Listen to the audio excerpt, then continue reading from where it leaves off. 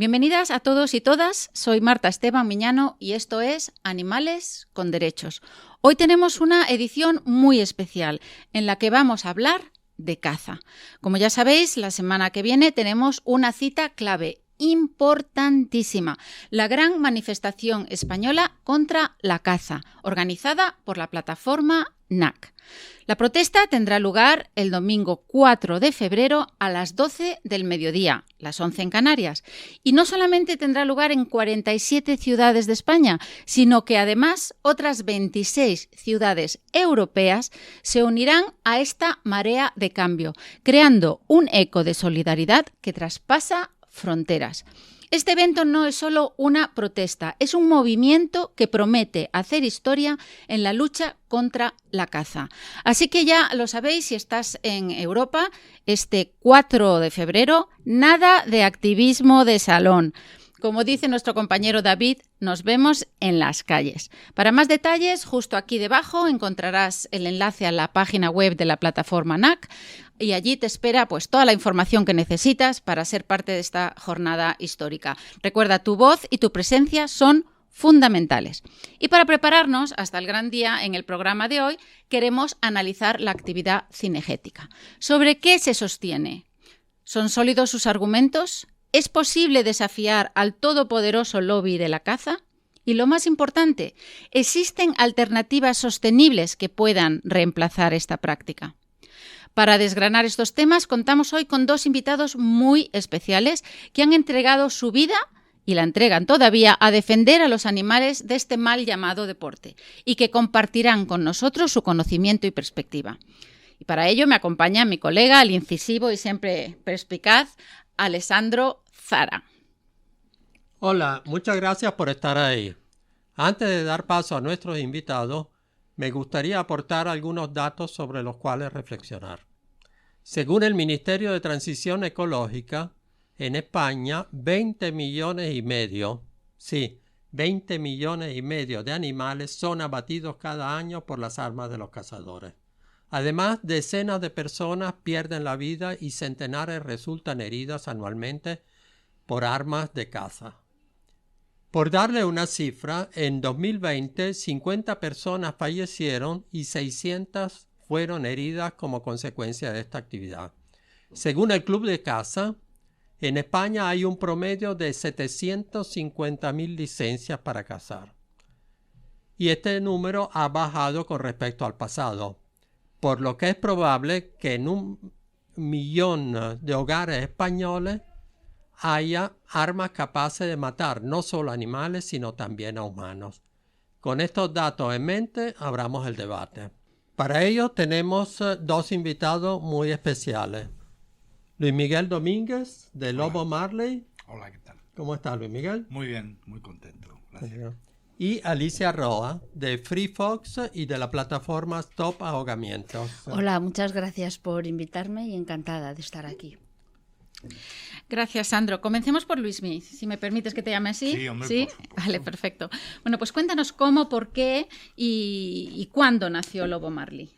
Lobo Marley nace en el año 2012 a partir de un hecho puntual que además nos da nombre, que es la muerte, el crimen, el asesinato de un lobo precioso que se llamaba Marley, precisamente. Un lobo que estaba radiomarcado, que llevaba un collar radioemisor con la intención de estudiar su comportamiento y que fue masacrado a tiros por orden del director del Parque Nacional de Picos de Europa. Aquel mes de agosto a mí se me hizo insoportable y obviamente organicé inmediatamente lo que es una plataforma ciudadana en defensa del lobo ibérico, tomando como nombre el del mártir Lobo Marley. Claro. Pues muy inspirador y muy motivante. Y en tu caso, Alicia, mi compañera Alicia Roa, que es música, como yo, Es verdad. y que... Soy música y me dedico a ayudar a los animales también.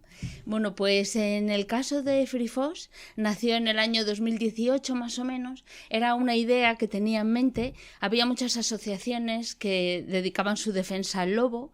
Incluso algunas lo tenían como objetivo único, como Lobo Marley. Ya estaba el lobo muy perseguido, muy odiado, pero relativamente visibilizado, no así su hermano pequeño el zorro, que no tenía ninguna asociación ni ninguna lucha para visibilizar la masacre, la persecución y el acoso al que es sometido.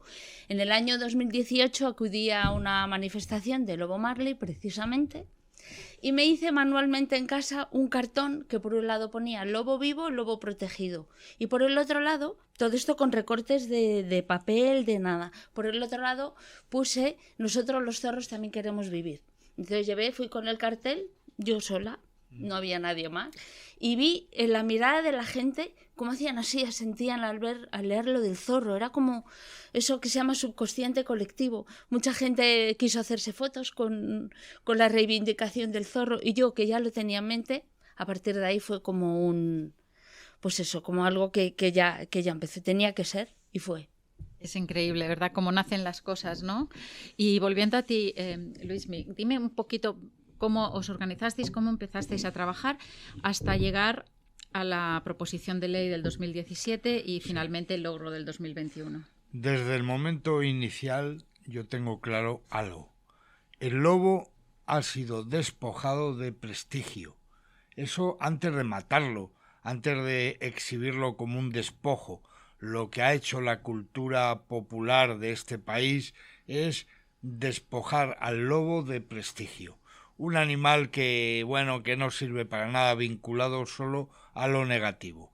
Entonces, Lobo Marley tenía que volver a recuperar ese prestigio para nuestros lobos, como gran hermano nuestro que ha sido, como compañero de viaje que es todavía, ¿no? Esa es la labor de Lobo Marley, eso es lo que siempre quiso hacer y ser.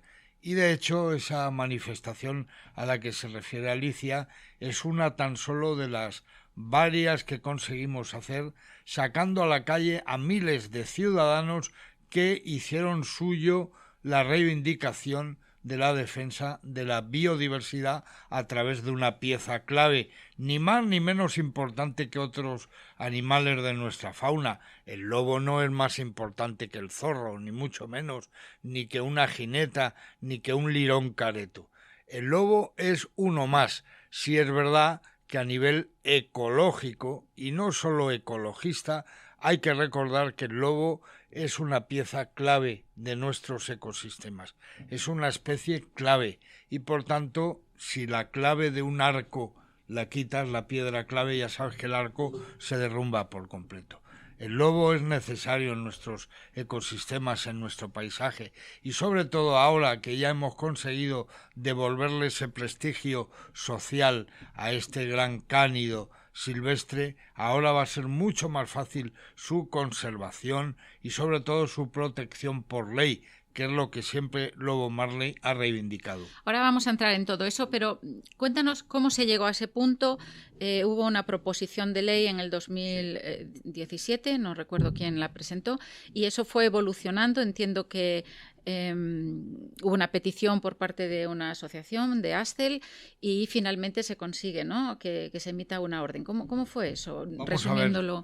Todas las cosas son parte de un proceso complejo, claro, y proceloso. En este caso concreto, la protección por ley del lobo ibérico venía a poner la guinda a un pastel incompleto. El lobo se le había olvidado en la agenda al conservacionismo español y al ecologismo español. Se les había olvidado. Había entre todos la sensación, estaba extendida, de que el lobo, después del trabajo mítico de Félix Rodríguez de la Fuente, era una especie protegida, y eso es absolutamente incierto. Yo observaba cada vez que salía al campo cada vez más y más casos de muertes de lobos. El lobo estaba siendo perseguido con la intención de extinguirlo, y lleva así siglos este pobre animal. Y lo que le faltaba era la protección por ley, porque yo soy de los que cree que esta es una cuestión patrimonial, o sea que en definitiva la protección y la conservación por ley, la legislación al servicio de la protección de nuestro patrimonio natural es una obligación de los gobiernos, es la obligación y el derecho que tiene una sociedad a percibirlo así, pero es un hecho patrimonial. Aquí no interviene ningún matiz. ¿Y dónde fue incluido el lobo para que pasara a ser protegido? Sí, el lobo está en estos momentos, en el año 21, es cuando el lobo pasa a completar parte del listado LESPRE, o sea, es una especie de especialmente protegida. Queríamos más y lo vamos a conseguir, no dejamos de trabajar para ello. Lobo Marley quería mucho más, que el lobo fuera considerado especie al menos vulnerable, porque ciertamente lo es. Hay muchas personas que nos están viendo, seguramente vinculadas al mundo de la caza, que dicen, mira, ahí está Luismi mintiendo, ella dice que el lobo está en peligro de extinción. Y sí, lo asevero. El lobo ibérico está en peligro de extinción, porque el lobo tiene un problema muy serio, un problema invisible, pero muy sólido, que es la falta de variabilidad genética. Eso es lo que le pasa al lobo ibérico desde los años 70 del siglo pasado, que tiene un problema genético terrible, que le convierte en cristal de Bohemia. El lobo es un cristal de Bohemia que puede romperse en cualquier momento. Y lo que queremos es lo que está pasando, que el lobo no se cace en la península ibérica. Y la caza no es solamente de carácter deportivo o individual o personal. Los cazadores de lobos de este país de verdad que tienen por mi parte todo el desprecio, y por parte de la ley ya en este país tienen cárcel y hay multas elevadas si deciden matar a un lobo, cosa que antes no pasaba. Ok. ¿Pero el lobo está protegido en toda España o solamente ahora al mismo, sur del Duero? No, ahora mismo por supuesto está protegido en todo el territorio, en todo el Estado español. Este era nuestro anhelo y esto es lo que este gobierno ha puesto en pie y ha conseguido además marcar una pauta que ha inspirado a otros países en toda Europa, ¿no? Eso es muy importante. O sea que en este momento cualquiera que caza un lobo prácticamente es un furtivo. Hombre, por supuesto, el furtivismo no nos lo vamos a quitar de encima mientras siga habiendo este nivel de corrupción patria que hay. Furtivismo yo sabía que iba a persistir en el caso del lobo, pero más me dolía que se mataran lobos con mi dinero y con el tuyo, Sandro. Son los lobos que se matan a través de eso que llaman control poblacional, esa cosa horrorosa, que quiere decir que una comunidad autónoma decide aplicar tu dinero, el dinero de tus impuestos, en comprar pólvora y balas y matar tanta cantidad de lobos al año como ellos deseen. Eso hoy está prohibido. Eso es lo que ellos llaman la gestión del lobo. Al lobo no hay que gestionarlo. A la vida libre no hay que gestionarla. La fauna silvestre no se gestiona. La fauna silvestre se ama, se adora y se protege y se conserva. Eso es lo que hay que hacer con la fauna silvestre. Pero de todas maneras asistimos todos los días a debates públicos sobre que quieren de todas maneras decir que el lobo es una amenaza. Porque maniqueamente y de manera demagógica se intenta meternos en la trampa. La trampa es que el lobo es una cuestión ganadera. No lo es. El lobo, aunque es un chivo expiatorio, no estamos hablando de ganadería. Hablamos, insisto, de la obligación de una sociedad moderna a proteger y conservar sus taxones únicos, como lo es el lobo ibérico.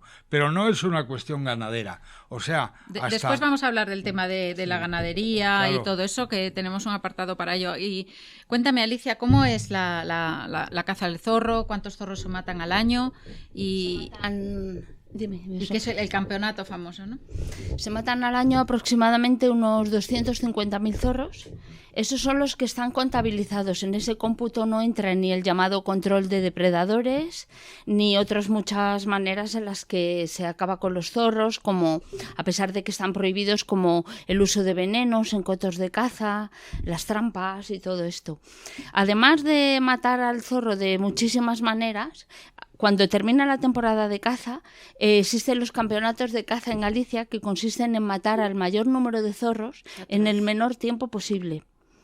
Este año se van a celebrar, en otras ocasiones hemos ido nosotros a hacer acción directa y la Guardia Civil y la policía nos ha puesto multas por ir paseando por un campo que era comunitario. Pero bueno, parece que las fuerzas de seguridad casi siempre están al lado de los poderosos lobbies. Y bueno, pues estaba diciendo que más o menos 250.000, sin contar la infamia que es el control de depredadores que se realiza en los cotos de caza menor y que consiste en poner una serie de trampas homologadas por las administraciones para acabar con todos aquellos animales que se consideran competencia en la caza, como puedan ser zorros, perros. No me gusta usar el término asilvestrados, son perros abandonados de primera generación o de segunda generación. Los perros son animales domésticos y si están en situación de calle es porque han sido abandonados, igual que los gatos también. Así que no voy a usar esos términos de gatos asilvestrados ni perros asilvestrados. Me parece fenomenal. Y también has escrito un libro, ¿no?, que se llama Amigo Zorro. Cuéntanos un poquito. No lo he escrito yo, lo hemos escrito 37 autores. Son diferentes, bueno, han participado, está aquí, no sé si se ve. Vale, es un libro que es una recopilación de textos, fotografías, dibujos, viñetas, incluso una partitura musical. Esa sí la hice yo, se llama Amigo Zorro.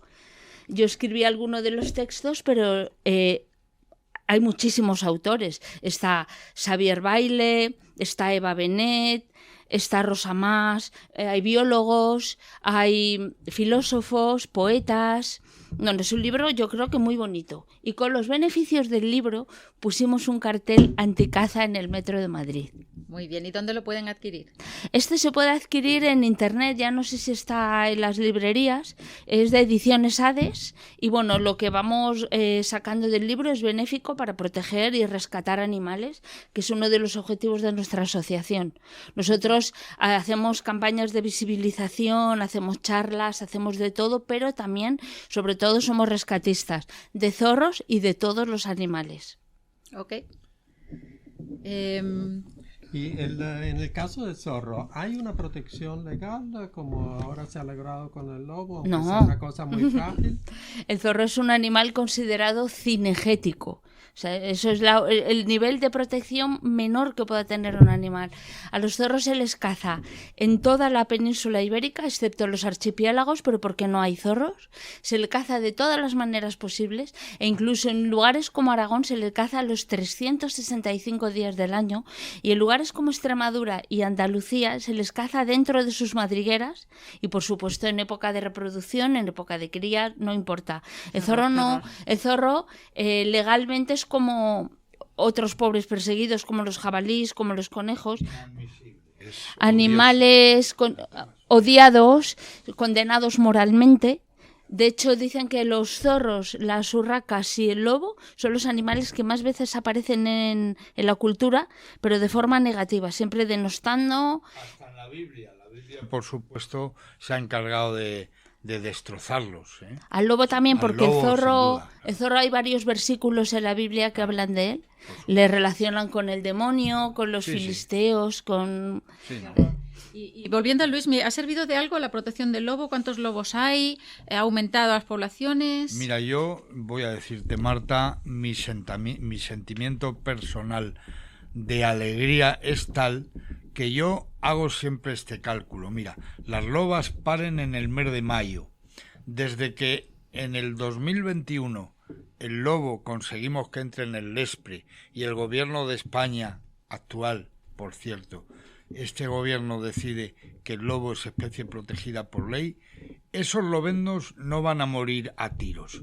Eso ya, quédate tranquila. Estamos muy contentos. Los lobos, mes a mes, van cada vez conquistando el territorio que perdieron, el territorio de sus abuelos. Y esto está pasando gracias a esta ley. Al lobo solo le hacía falta respeto y ley. Nada más, no necesitaba nada más. Y eso es lo que le hemos proporcionado. Lo que le hemos dado le pesa a quien le pese.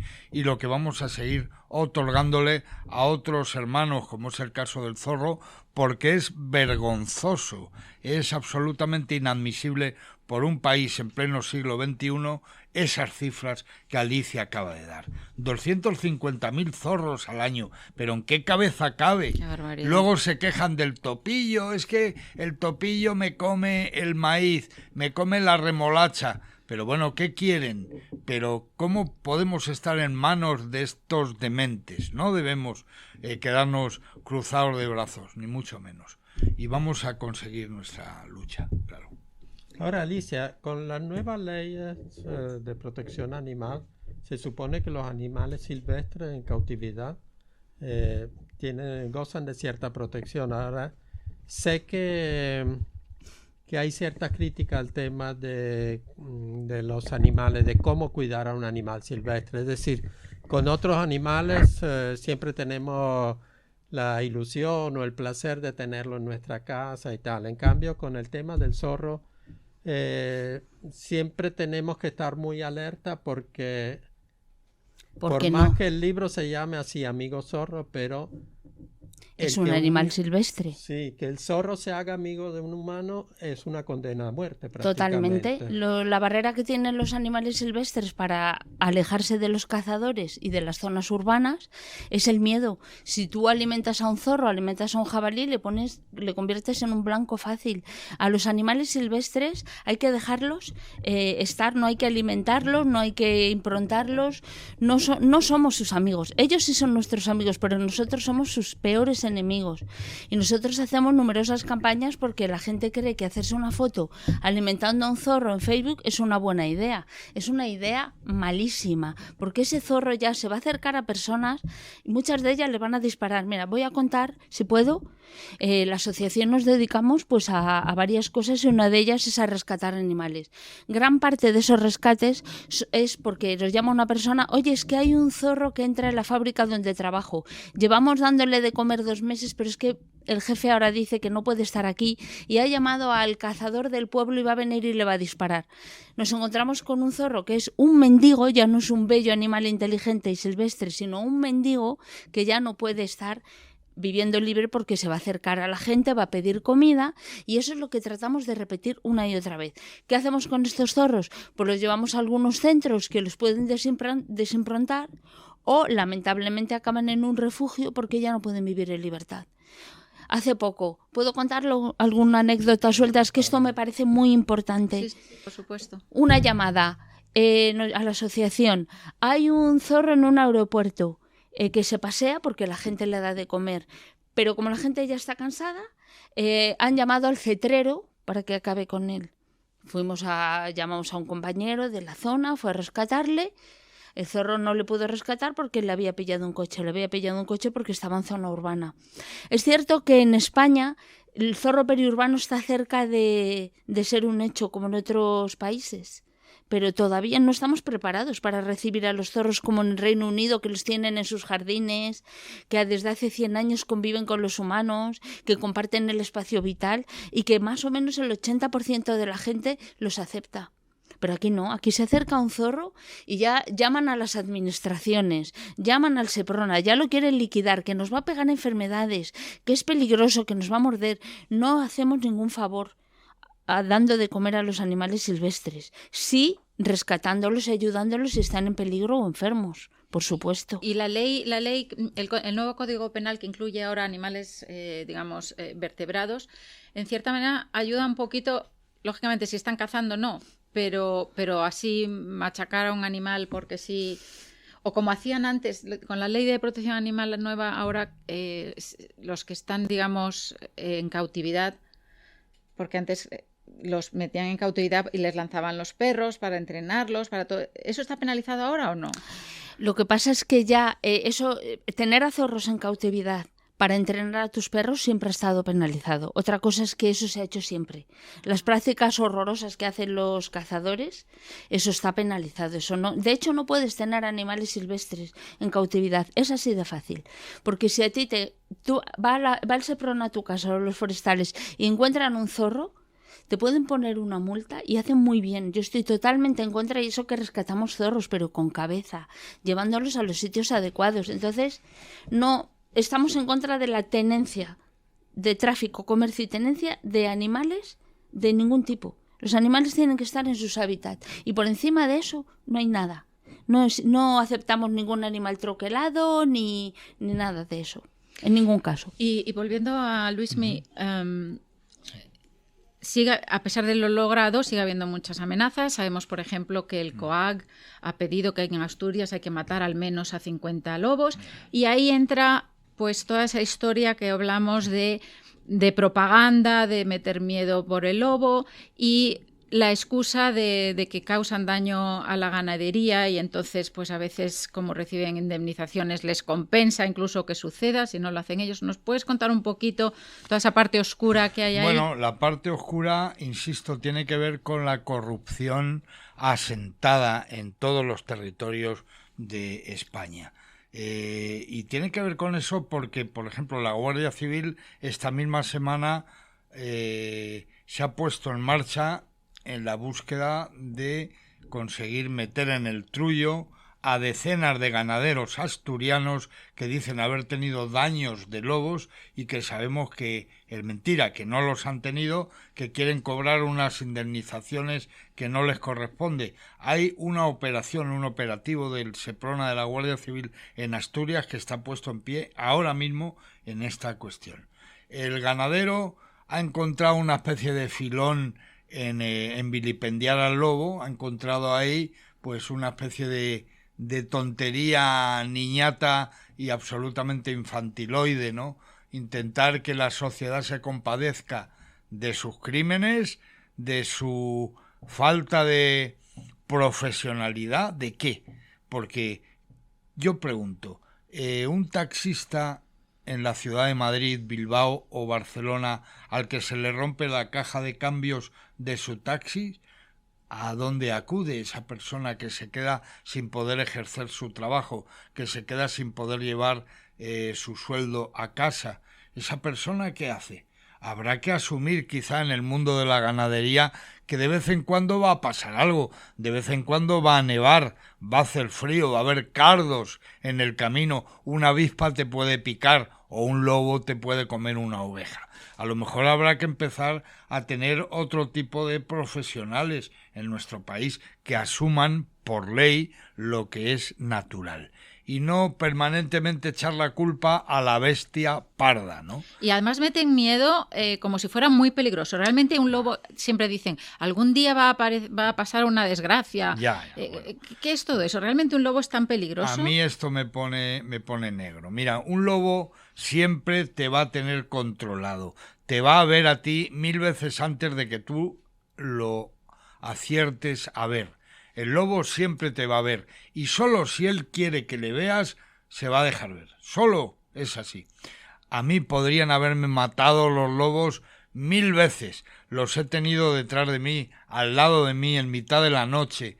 Y luego me he dado cuenta cuando me he ido y he enfocado con la linterna y he visto las huellas alrededor mío. He dicho, ahí va, he estado rodeado de lobos, han estado aquí. Claro que han estado. Pero esa idea de que el lobo ataca a las personas es una idea malintencionada y muy poco sometida al imperio de la ciencia. Realmente en el siglo XX pasado no tenemos ningún dato de ataque de lobo a humanos. Ningún solo dato. Solo los únicos que ha habido han sido elucubraciones pseudo-periodísticas odiosas, por la otra parte. Por ejemplo, en Galicia, en julio de 1974, se les ocurrió identificar la desaparición de unas niñas con una loba. Dijeron que una loba se había comido a una de las criaturas, ¿no? ¿Y qué pasó? Pues que la estricnina se sembró en aquel campo de Ourense, de Galicia, y murieron 20 lobos de aquella. Pero lo que sí tenemos muy claro es una parte que no se investigó. Por ejemplo, los perros Rottweiler de la policía portuguesa, de la PIDA, de la terrible PIDA, que era esa sección de la policía de fronteras de Portugal que tenía Rottweiler sueltos por el campo, por el monte, y que muy posiblemente fueran los que acabaron con la vida de aquella niña, ¿no? Esto el Consejo Superior de Investigaciones Científicas en 1974 lo estudió, hizo un informe al respecto y ese informe está, un informe que exime al lobo de ningún tipo de responsabilidad y se lo pasa a los perros, como tú bien has dicho, abandonados, pero que acaban asilvestrándose en el monte, ¿no? No tiene que temer ninguna persona nada con respecto al lobo. Al contrario, el lobo es un aliado. Mira, es muy curioso porque si de verdad hay un enemigo serio, tozudo, ilegal y cabrón para la ganadería, es el mundo de la caza. La caza es la que afecta mayoritariamente a la ganadería. Los perros de la caza son un problema para los ganaderos y especialmente la caza es hoy la principal responsable de que haya una serie de enfermedades víricas en el campo ibérico, concretamente la tuberculosis bovina, por ejemplo, que quiere decir que un jabalí, un ciervo o un corzo procedentes del mundo cinegético que lamen una rama en la que luego va a lamer una cabra o una oveja, van a adquirir una enfermedad como la tuberculosis bovina por mor de esta absoluta ridiculez que es el mundo de la caza y el acumular ungulados sin ton ni son, sin por cierto el ser que mejor los controla, que es el lobo ibérico, claro. Luego hablaremos de eso. Sí, incluso enganchándome con este tema de las enfermedades transmitidas, también hace poco se ha visto que la peste porcina, que en España estaba prácticamente erradicada, está la amenaza de que vuelva porque los cazadores se van a cazar a Georgia o a otros lugares donde todavía la hay y regresan en avión con sus equipos sin limpiar y después de nuevo se tiran al campo con sus botas llenas de... Mira, Sandro, una de las cosas que a mí más me preocupan en estos momentos con respecto a la conservación del lobo ibérico es la amenaza microscópica. Cuidado. Solo yo paseo un pastor alemán con moquillo por la Sierra de la Culebra y me cargo toda la población de lobo ibérico en una tarde, porque los perros cagan y mean en su caminar y ahí es donde se transmite víricamente una enfermedad tan seria como es el moquillo, que al lobo le puede afectar. ¿Y esto qué quiere decir? Pues mira, quiere decir que si el lobo ibérico tiene su mayor población reconocida en toda la península ibérica, en el poniente castellano, en la Sierra de la Culebra, y la Sierra de la Culebra es reserva regional de caza, lo cual es totalmente absurdo. ¿Qué quiere decir esto? Bueno, que hay realas de perros para la caza que están contaminando con sus virus a la población lobuna de la Sierra de la Culebra. Por tanto, no se debe admitir de ninguna manera la actividad cinegética en territorios donde haya especies en peligro de extinción, como es el caso del lobo ibérico. Y a nivel europeo, ¿cómo está la cosa? Porque hace años decíamos, cuando todavía no estaba tan protegido como ahora el lobo aquí, se pensaba que un lobo podía cruzar una frontera y ya de nuevo estar desprotegido. A nivel europeo es una vergüenza, Sandro, como en tantas otras cosas. Por ejemplo, el Estado palestino, Europa no lo reconoce, ¿no? Váyanse ustedes al carajo, ¿vale? En el caso del lobo, Europa es un desastre. Europa es el infierno del lobo. El lobo ha desaparecido sistemáticamente de casi todos los países que componen la Unión Europea en el último siglo, en los últimos 150 años. Ha desaparecido de todas partes. Una persecución terrible. Nosotros habíamos conseguido con este cambio normativo que Europa nos mirara y nos imitara en la protección del lobo. Pero mira lo que ha pasado en los últimos tiempos, que a mí realmente me preocupa, pero una vez más tiene que ver con la corrupción, y es que la neoliberal Ursula von der Leyen ha decidido, por una cuestión de carácter íntimo, que es que su pony de 30 años, según ella dice, lo mataron los lobos y se lo comieron, bueno, pues ella se ha encargado de llevar a la Unión Europea, que ella preside, lo cual ya es puñetera prevaricación. Bueno, esta señora ha decidido que la Unión Europea desproteja al Canis lupus en toda Europa, cosa que no va a conseguir. Habéis mandado una carta, ¿verdad? Recientemente. Una no, miles de cartas. Tú piensas que estás hablando con Luis Miguel Domínguez, que es la persona que puso en pie con el grupo Lobo Marley la Alianza Europea por la Conservación del Lobo. Yo en estos momentos estoy liderando un grupo europeo compuesto por 15 países que han inmediatamente contactado con Ursula von der Leyen a decirle, oiga, pero ¿usted qué está diciendo? Usted como neoliberal una vez más va a hacer de un hecho íntimo y privado algo que corresponde a todos. Una vez más lo va a hacer. Pues sí, lo ha hecho, pero no lo van a conseguir de ninguna manera. Entre otras cosas no lo van a conseguir porque países como España tienen gobiernos en estos momentos que tienen muy claro que el lobo es un bien, es un valor colectivo y no se puede perder. Y concretamente nuestra ministra Teresa Rivero y exactamente el secretario de Estado Hugo Morán están decididos a no desproteger, como dice la señora von der Leyen, al lobo en España, y no se va a desproteger de ninguna manera. Sería un error.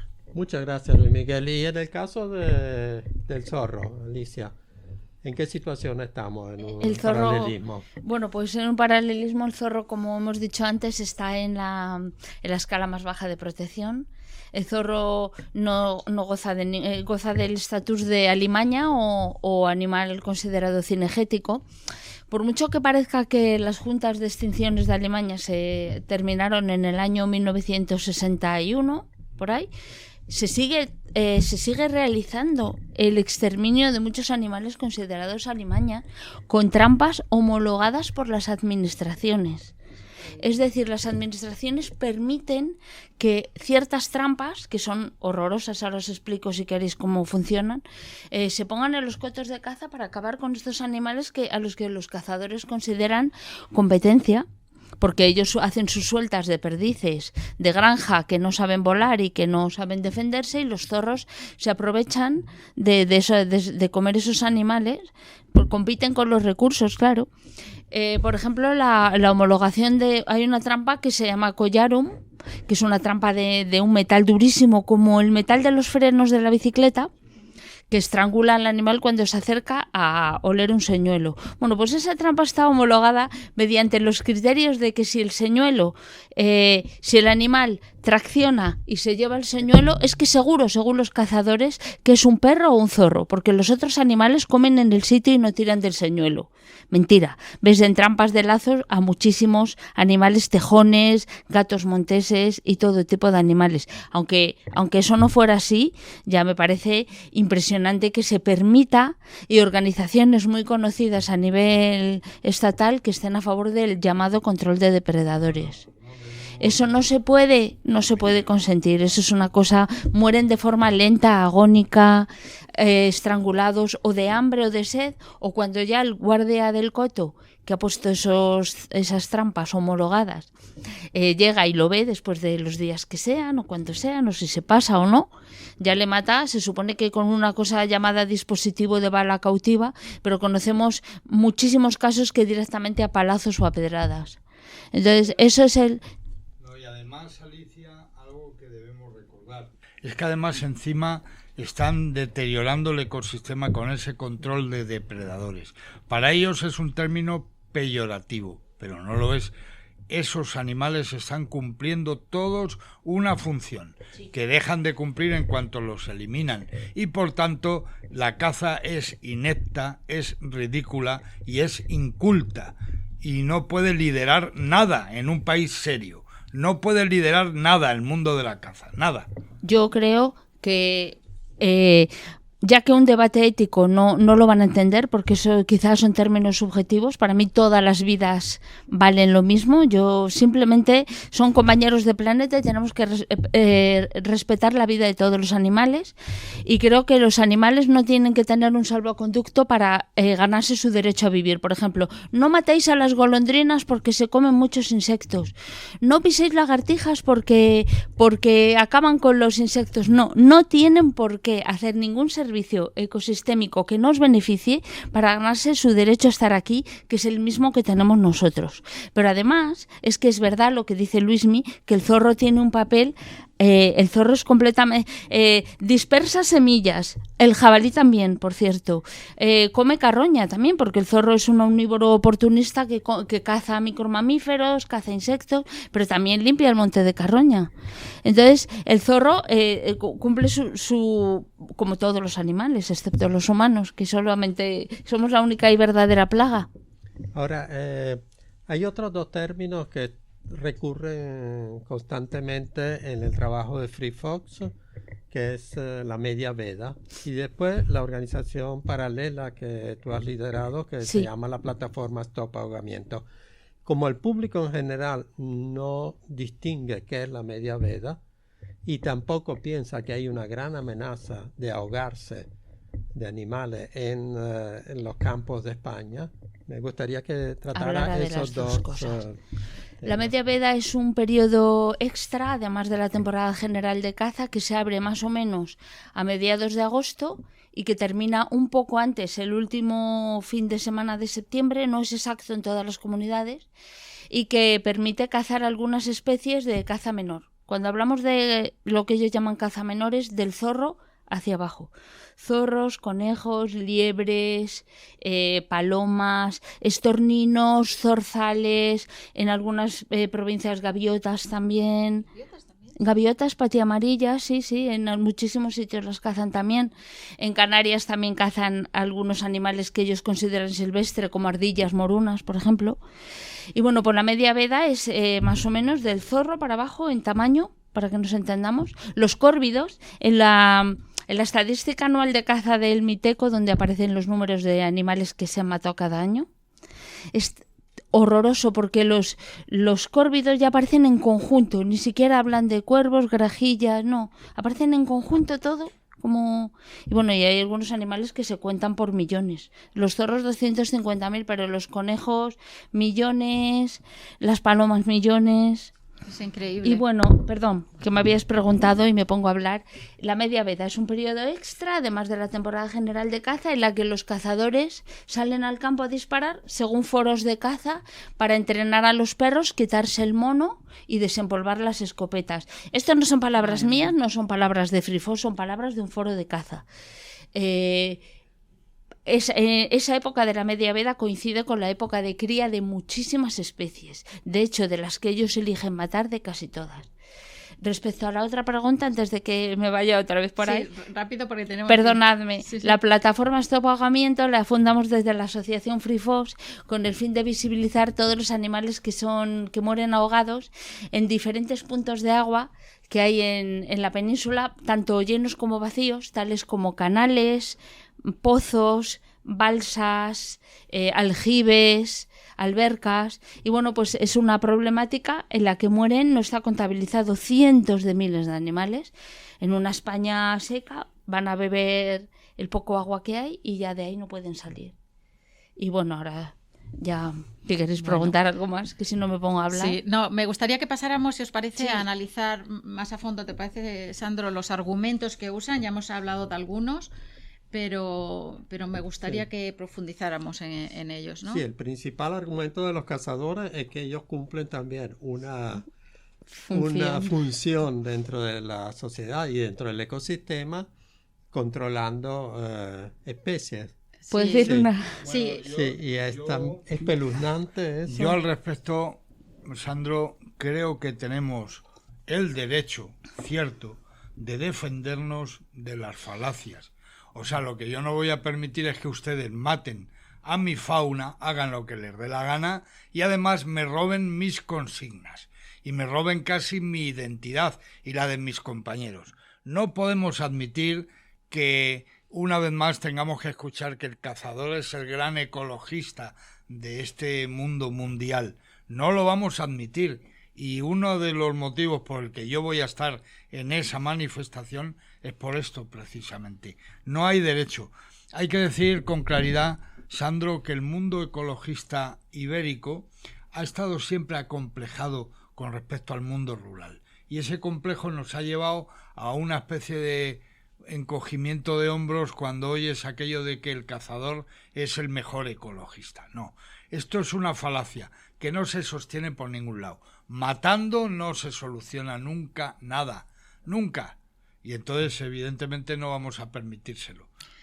Tú querías aportar también algo sobre la Sí, biodiversidad, la cadena trófica. Totalmente, la cadena trófica. Ellos matan indistintamente a los animales considerados presa y a los animales considerados depredadores. En las órdenes generales de caza no hay ningún estudio previo de densidades de poblaciones, ni de números de especies, ni de nada. Y es más, me hace gracia, me estaba riendo yo sola pensando que los biólogos demuestran, la gente que está en contra de la caza, demuestran con ecuaciones diferenciales que las poblaciones, que el control de depredadores es algo inútil, aparte de poco ético, aparte de infame, completamente inútil. Porque, por ejemplo, hay un estudio en el que se comprobó que se capturaban en un lugar donde se ejercía el control de depredadores, tejones, zorros y garduñas. El zorro, que era el que querían matar, aumentó su población al disminuir sus dos competidores. Y eso lo demuestra la gente de ciencias con ecuaciones diferenciales, no los señores estos hablando entre ellos, diciendo no, hay que matar, no tienen ningún tipo de estudio ni de base. Mira, Alicia, una de las grandes noticias que nosotros ya conocíamos, pero que al final vamos a dar relacionada con la protección del lobo desde el año 21, es que es mentira que haya más daños en el ganado, no es verdad. El lobo está cazando presas silvestres, que eso es lo que le hace lobo, cazar corzos, cazar jabalíes en grupo, en equipo y cuesta abajo. Eso es lo que a un lobo le hace lobo y no le hace perro, comer una ovejita todos los días. ¿Y por qué pasa esto? Pues porque se ha dejado de cazar al lobo. ¿Y por qué la caza en este aspecto interrumpía este proceso natural? Porque la caza en España dicen que es una actividad deportiva. Bueno, en realidad la caza está basada en un sistema de trofeos. Lo que buscan siempre es el ejemplar más, que quede mejor disecado en el salón de mi casa. Y ahí está el macho alfa, por ejemplo. ¿Qué pasa cuando a un grupo de lobos le matas al macho alfa? Que lo descabezas, que lo inhabilitas para cazar presas silvestres y es incapaz de cazar un ciervo, por ejemplo, y entonces ataca mucho más al ganado. Por eso la protección del lobo hoy está evitando que haya más ataques en el ganado. Esto es así, pero además en el tema del jabalí es vergonzoso. Ahora mismo tenemos otro mártir, que es el sus scrofa, nuestro precioso jabalí. Todos los días aparecen rodeando al cadáver de un jabalí y diciendo estamos cumpliendo además una función. Señora o señor, ustedes tranquilos que aquí estamos los cazadores. Hay que conocer la etología, hay que entender cuál es el comportamiento de los animales. Os voy a explicar algo realmente bonito. Mirad, así como los elefantes se mueven socialmente liderados por hembras, por las elefantas, los jabalíes igual se comportan de ese modo.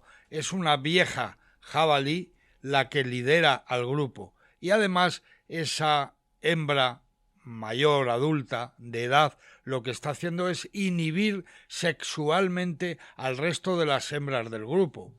¿Qué hacen los cazadores hoy cuando dicen que están controlando la población de jabalí? Como ya no tienen machos porque los han matado todos y todas las cabezas de jabalí están en todos los restaurantes de carretera, en todos los baretos cutres de este país, están ahí los pobrecitos con sus colmillos, a los que llaman navajas, ¿no? Como han acabado con los machos, ahora que hacen matar hembras poderosas, hembras alfa, hembras potentes. ¿Y qué están haciendo los idiotas en este aspecto? ¿Qué están haciendo? Pues conseguir que ya nadie inhiba sexualmente a ese grupo y que el jabalí se reproduzca sin duda alguna. O sea, los jabalíes cada vez follan más a medida que ustedes disparan más. Y lo celebran, pobrecitos, aunque vayan a morir 2 semanas o 2 meses después. Esta es la verdad. Efectivamente, las poblaciones de animales tienen sus propios mecanismos de autorregularse para cuando reciben pues ese expolio del mundo cinegético. Por ejemplo, bueno, si puedo...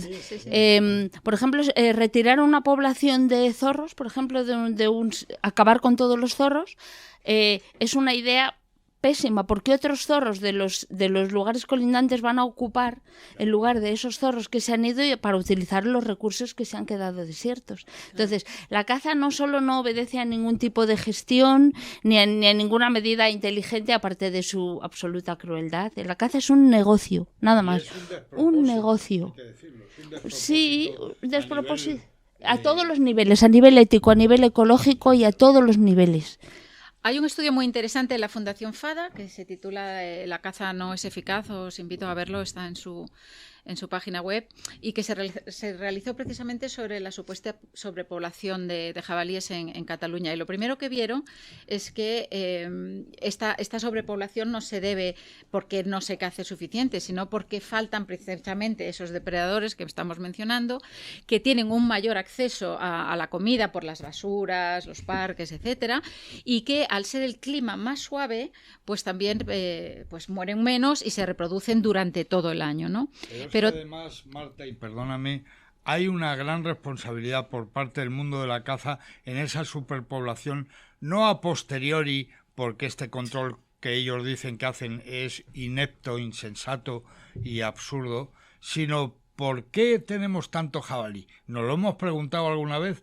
¿Qué ha pasado en esta España? Pues lo que ha pasado es que el modelo Montería ladrillazo ha provocado el hecho de que tengamos ahora cientos de miles de jabalíes yendo a su bola por toda la península, y ciervos y otros ungulados. Porque el mundo de la caza en los años 80 ha estado estrechamente vinculado al ladrillazo, al negocio. O sea, ¿cómo firmaba yo un contrato de la leche para construir no sé cuántos chalets acosados, yendo a la montería a la que me invitaban y teniendo un puesto desde el que matar ese día un guarro, un cochino, como ellos dicen, ¿no?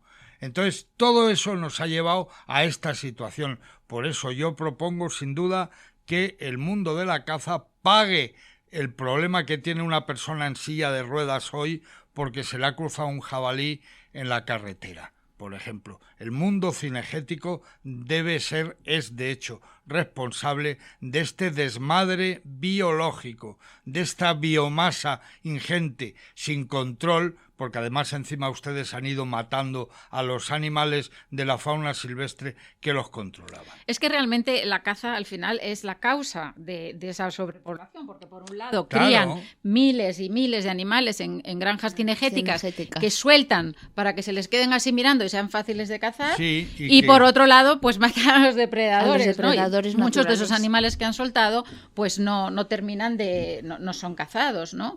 Entonces es verdaderamente una locura.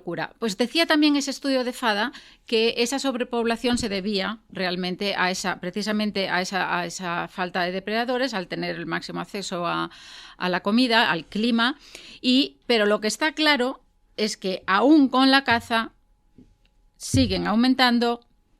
La caza hace que escapen y vayan a zonas más urbanas y además causan accidentes de tráfico, ¿no? Entonces, ahora pensemos un poco en qué tipo de alternativas tenemos para ese control ético, ¿no? Sí, o sea, el hecho es que creo que ya ha quedado bastante claro que el argumento de que los cazadores son los que pueden controlar el ecosistema es totalmente una falacia. Es decir, vemos que los cazadores generalmente matan o el macho o la hembra alfa de una población y eso genera todo un descontrol, un desequilibrio.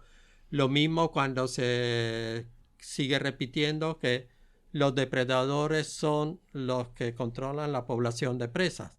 O lo mismo que cuando dicen que hay demasiados animales, hay demasiado herbívoros que necesitan esos otros depredadores. Se ha visto en todos los estudios, tanto en este de FADA como en otros estudios serios desde el punto de vista biológico, que así como los depredadores, que entre comillas, controlan la cantidad de presas, también la cantidad de alimento para los depredadores controla la cantidad de depredadores.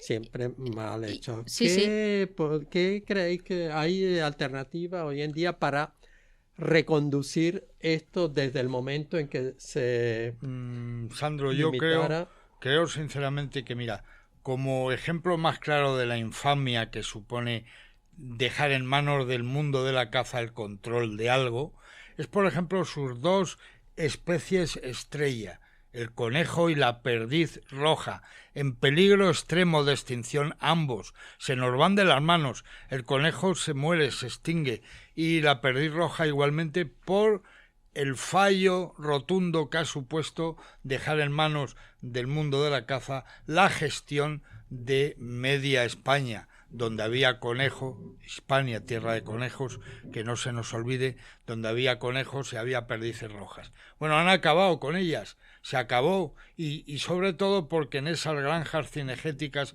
de las que hemos hablado un poquito aquí, se producen ejemplares con una serie de enfermedades que en el caso de los lagomorfos, en el caso de los conejos, se transmiten de manera nefasta y peligrosísima, como ha sido después de la misomatosis la neumonía vírica del conejo de monte ibérico, que se han cargado los propios cazadores, ellos mismos, se han encargado de que el conejo se extinga. Y se les extingue la perdiz roja también, y no van a poder volver a cazar a esos animales maravillosos que hemos visto desde chiquititos, desde niños, disecados encima de las televisiones de media España. Joder, qué asco, qué pena, qué caspa. Ahora, ¿tiene sentido, por ejemplo, algunos proyectos que se están haciendo de esterilizar animales, sí, la famosa vacuna que, por ejemplo, hay que recordar dónde empezó Estados Unidos a trabajar con ella y para qué. Pues también por otro problema provocado por la ambición humana. Los hipopótamos del Magdalena, del río Magdalena en Amazonia colombiana, sabéis que hay 80 ejemplares de hipopótamo africano que viven allí y que están destrozando todo aquel ecosistema. Se está probando en ellos sistemas de esterilización y prácticamente castración química. Se está intentando. Se ve que está empezando a funcionar el asunto y que por tanto es mucho mejor que matar a tiros a esos pobres hipopótamos que están allí por el mundo absurdo, flipado de aquel narco Escobar, ¿no? Sí. Que decidió generar un zoológico en el corazón de la Amazonia colombiana, donde él creía que iba a vivir por los siglos de los siglos. Nada más morir Escobar, el hipopótamo Pepe, que así se llamaba el macho gigantesco, lo que hizo derribar con su cabeza la pared, y todos los hipopótamos de aquel zoo casero y absurdo colonizaron aquella tierra amazónica. Bueno, pues ahí es donde Estados Unidos, a través de varios trabajos relacionados con varias universidades, ha puesto en marcha una vacuna que se consigue lanzando unos dardos, se consigue administrar a los hipopótamos. Sí, se pueden hacer cosas, claro que sí. Todas ellas van a ser mejor que la chorrada de salir con la escopetita a gestionar nuestra ecología, nuestros ecosistemas. Cualquier cosa va a ser mejor. De hecho, hay una vacuna que se llama Gonacon, que sí. Han hecho un estudio durante 5 años en la Universidad Autónoma de Barcelona y que ha demostrado que realmente es muy eficaz porque disminuye las hormonas sexuales, retrasan la pubertad y produce, la reproducción es menor. Y una de las cosas que han hecho es 50 animales que no pueden, que han sido administrados estos, los sueltan a la manada, con lo cual compiten por el alimento con los otros y son unos 50 animales que no se están reproduciendo y están pues equilibrando un poquito eso. Y entiendo que hay más métodos también, no sé si nos querías hablar. No, yo quería, era de lo que estabais hablando antes, no, de esto me parece muy bien, por supuesto, cualquier tipo de gestión que no sea de manos del mundo cinegético, que todo lo expolia y todo lo destruye. Me parece fenomenal. Las cosas deben de hacerse desde organismos científicos independientes. No debe de, porque la caza es un negocio. Ellos solo cazan porque les produce porque hay muchísimos negocios a los que les beneficia la caza, los criaderos de perros, los taxidermistas, las industrias de los cartuchos, las armas, los seguros, los complementos. La caza es solo eso, un lobby, un negocio. Entonces, por supuesto que estoy de acuerdo en probar diferentes sistemas para regular la debacle medioambiental que han producido los cazadores. Y, ya sé lo que iba a decir, es que antes has preguntado hace un rato que cómo podríamos combatir. Bueno, primero, por supuesto, yo, como defensora de los derechos de los animales, soy absolutamente anticaza en todas sus... por supuesto, eso para empezar. Y luego que se ha comprobado, por ejemplo, en un cantón de Ginebra que se prohibió la caza en 1970 y algo, que llevan ya muchísimo tiempo sin caza, que las poblaciones se autorregulan. ¡Oh, sorpresa! Lo que ya sabíamos todos. Ya sabíamos. Y hay países de África en los que la caza está prohibida. Sí, hay 8 países en los que está prohibida. Sí, entonces, por supuesto, la naturaleza tiene más poder de regulación y de eso que Pepe el Alimañero y su cuñado Mariano. O sea, tampoco... Qué bueno. No, hay otros métodos. En Vizcaya, por ejemplo, han difuminado orina de depredador en las zonas que no les interesaba y los jabalíes han dejado de ir ahí. En Alemania probaron un pienso que les huele muy bien, pero que cuando los comen les sabe a rayos. Y entonces lo prueban 2 o 3 veces y dicen, esta zona no mola, y se van de allí. Maravilloso. Y otro que está al alcance de todo el mundo es enseñar a la gente que guarde la basura, que no deje la comida a disposición y todo eso. Y hay otro todavía mejor. Vizcaya hace eso que has dicho de la orina química y tal.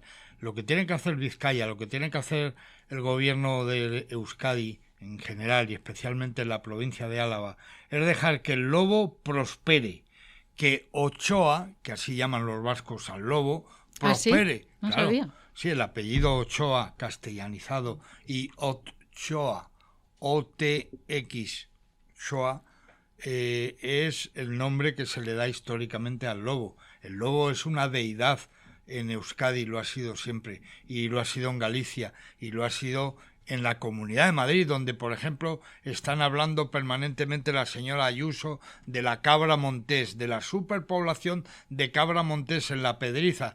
Por ejemplo, superpoblación que tiene algo que ver con la actividad cinegética, que fue quien la introdujo allí. Bueno, señora Ayuso, deje usted que el lobo ibérico prospere, ya lo tenemos en la Comunidad de Madrid, déjele que haga su trabajo, que él va a estar encantado, y nosotros, sabiendo que a media hora de la Puerta del Sol, donde usted descansa sus ideas, esas bombas que tiene cada 2x3, pues a media hora de ese lugar hay lobos en la Sierra del Guadarrama. Así que dejemos que la propia naturaleza establezca sus cauces y sus soluciones, como es el hecho de que los depredadores cumplan la función. El lobo es un sanitario de la naturaleza, el zorro igual, exactamente, el turón lo es, la comadreja lo es. ¿Qué es eso de control de depredadores, sinvergüenzas, con lo que nos ha costado, además, nos han costado años y años? Estamos hablando de generaciones enteras que apostamos por otro modelo de país y todo esto lo están borrando de un plumazo, por mor de sus intereses particulares, porque si algo es la caza, es injusta, es injusticia, es desproporcionada injusticia, ubicada en este territorio y que hay que erradicar, sin duda alguna.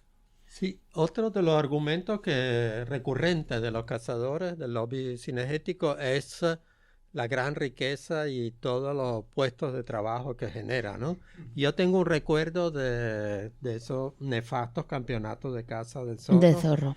Que al final del día tenían que reunir a todas las presas, en comillas, todos los pobres zorros matados, y tenían que hacerle un costosísimo examen genético porque tenían que determinar que ese zorro realmente había sido matado de 9 a 2, o sea, el plazo exigido, y además que era un zorro local.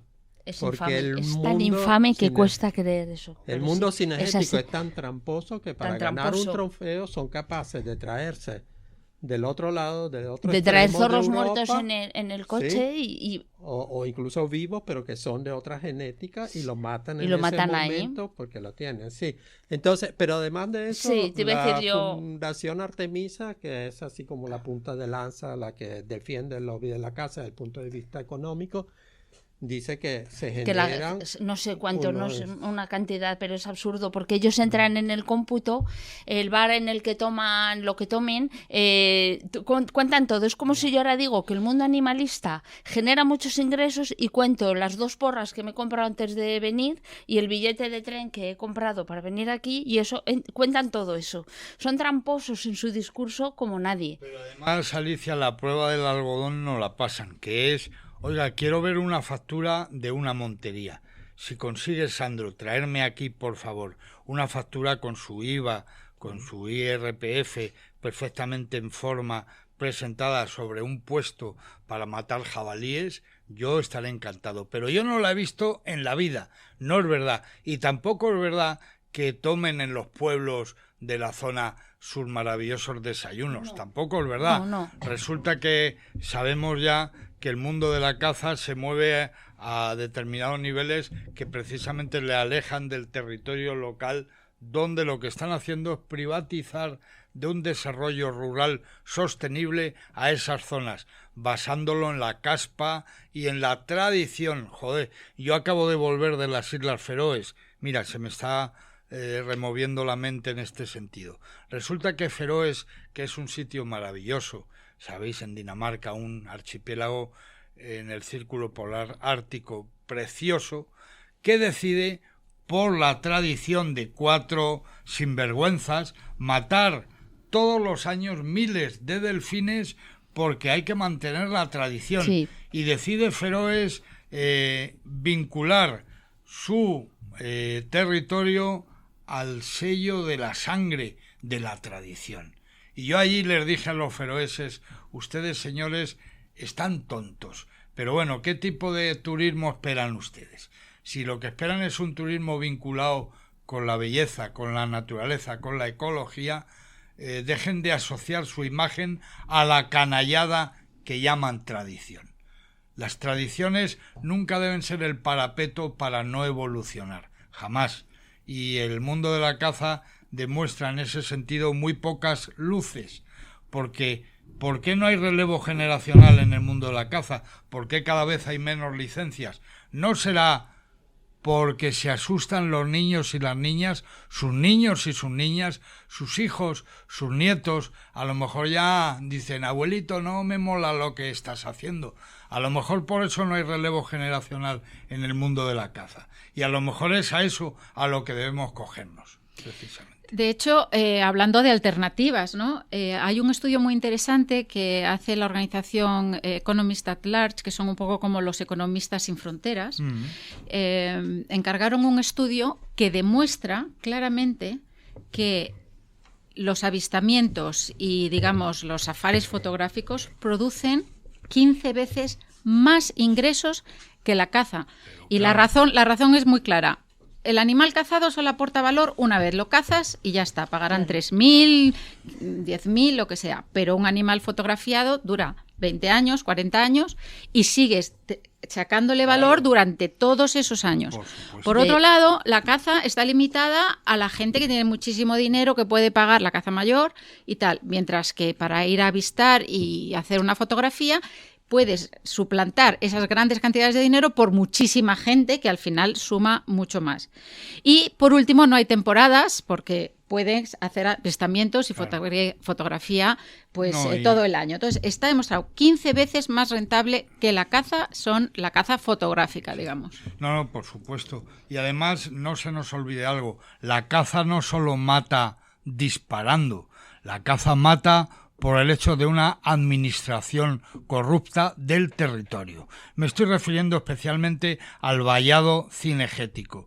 Resulta que los Montes de Toledo sean un tablero de ajedrez vallado con unas vallas de 3 metros de alto está privándome a mí de mi biodiversidad. Cuidado, genéticamente es incapaz un lince ibérico de traspasar de una finca a otra. un lobo, por supuesto, los zorros igual. Los vallados cinegéticos deben desaparecer ya. Hay que llegar a algún tipo de acuerdo.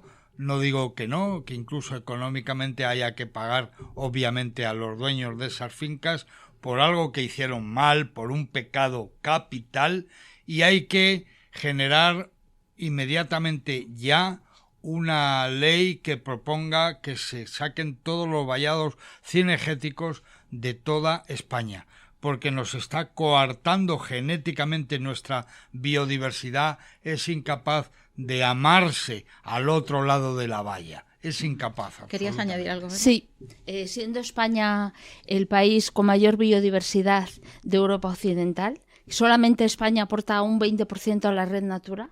Con la cantidad de vida que tenemos en España, por supuesto que el ecoturismo, el turismo de dispersión y el turismo de aventura... ¿Qué es el turismo de dispersión? Pues mira, excursiones, baños... Ah, de excursión, te entendí dispersión. No, dispersión. Dije dispersión y se refiere a, vale. camping, baños, paseos, senderismo. Luego está el ecoturismo, que se refiere a actividades como la fotografía. Y luego también está el turismo deportivo, la escalada, el kayak, todo eso genera muchísimos ingresos, muchísimo. Mundo rural, ¿verdad? Al mundo rural, a los alojamientos, al transporte, a los servicios, todo eso. Lo que pasa es que todo eso, la caza te impide que vayas a pasear en bicicleta por miedo a que te peguen un tiro o a que hagas uso del monte como todas las demás personas, claro, porque hay peligro de montería. Son un 2% y tienen prioridad sobre Un el resto. 2%, no olvidemos esa cifra, los cazadores son un 2% solo. Sí, que además ya... Y están y para abajo, 2% y para abajo. Porque eso de que, no sé quién lo ha dicho o lo habéis mencionado antes, hay 700.000 licencias de caza. Pero es que a lo mejor un cazador tiene 2 o 3 licencias. Claro, tiene la de caza mayor, la de caza menor. Entonces, claro, no son tan... O sea, no... Y han caído desde 1 millón que había en el 2005.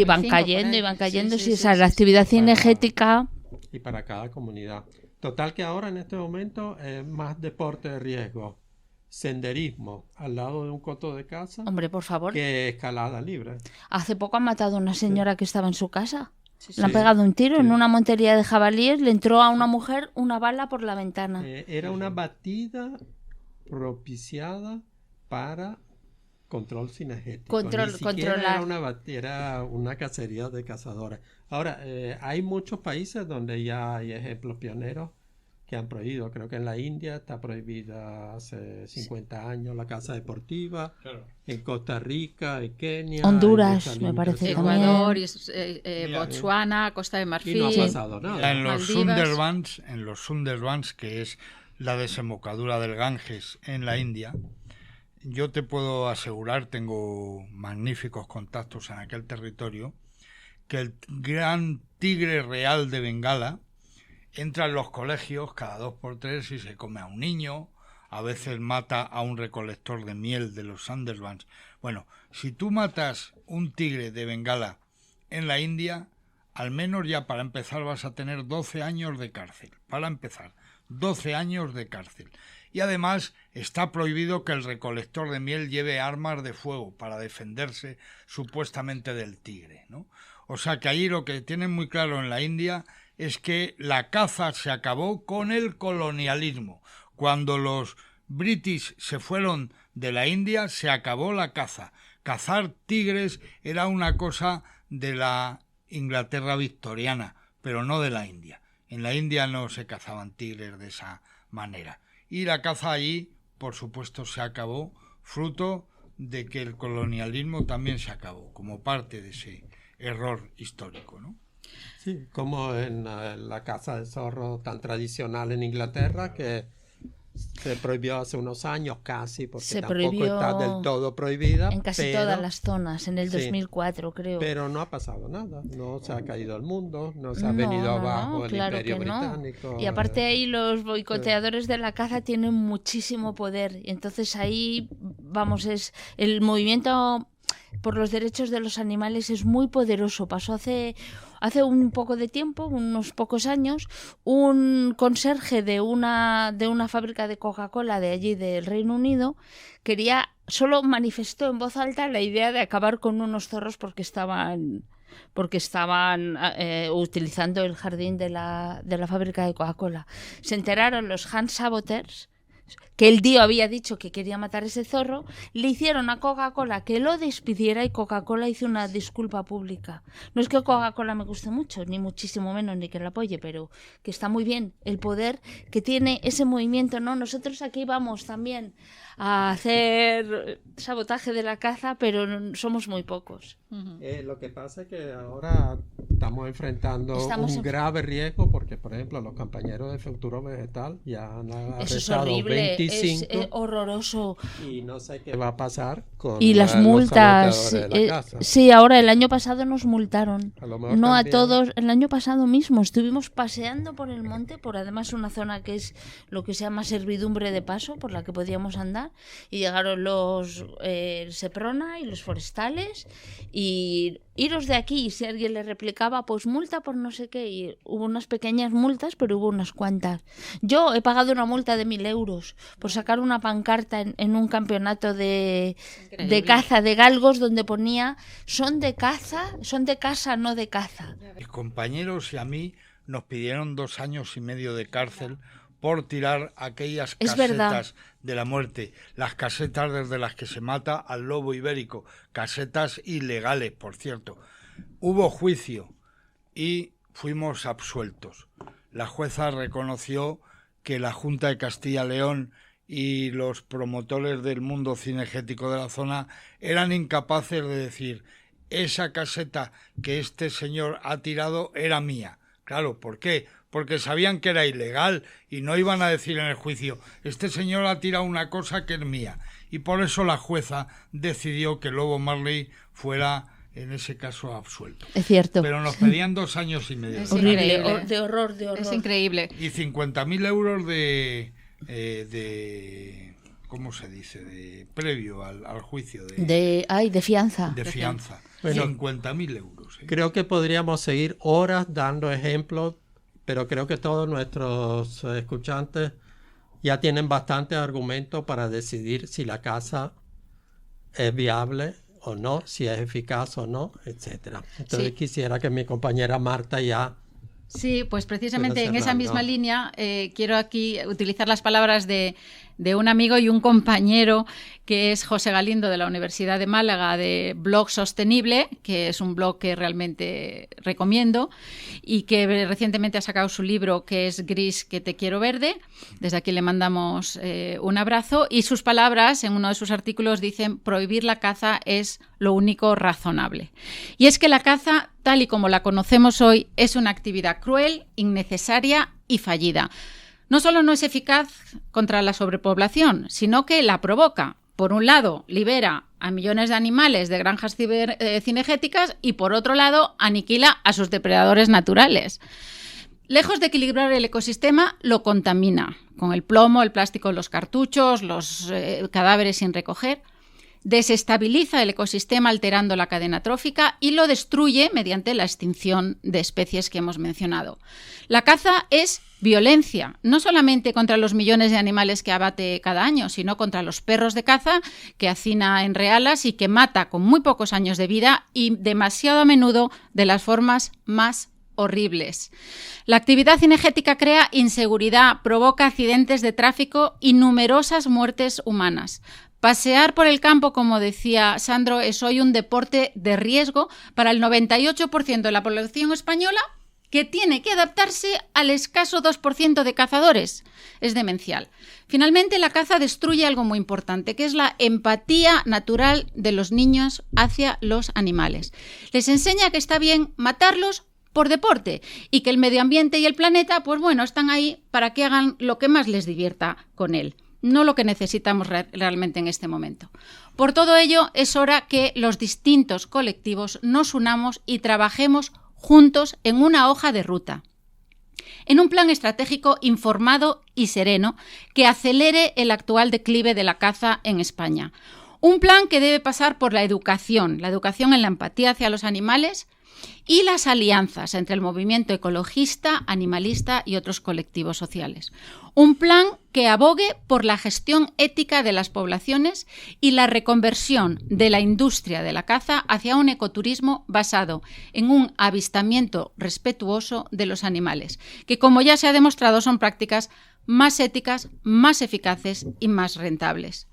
Un plan que pasa en lo inmediato por acudir el próximo 4 de febrero a la manifestación No a la caza. Así que, pues allí nos vemos. Somos Animales con Derechos, uniendo causas, conectando derechos. Hasta pronto.